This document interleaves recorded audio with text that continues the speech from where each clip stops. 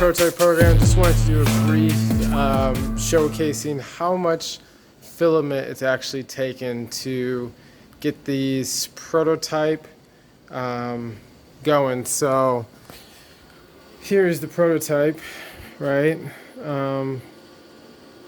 It's got the top plate, the back plate, the sides. It's a three-piece set along with the inner and the outer lid there that goes in the front, telescoping with the handle. Now fast forward over here, and this stack here, filament, is what it took. So we are looking at roughly, let's see, 1, 2, 3, 4, 5, 6, 7, 8, 9, 10, 11, 12, 13, 14, 15, 16, 17, 18, 19, 20, 21, 22, 23 boxes. So 23 boxes of filament, and it's roughly $20 to $25 a box. So yeah, it's up there.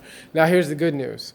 It didn't actually take, if I were to have it outsourced, just one piece of that prototype would have run like $800 to $1,000 for one pass. That doesn't include any failures or anything. It's just one pass. It comes in the mail. You check it out, and they're like, hey, this is what you gave us as a file, and this is the result. So I went down that road, and as soon as I got the quotes back and found out how expensive it was in comparison to 3D printers, you know, at least the basic ones, I was like, I'm better off getting a 3D printer. So since then, you know, I've gotten 2 3D printers. One failed most of the time, so I wasn't too happy about that, so I got burned there. But the other one has been a workhorse the entire time. So I've failed dozens of times on each part.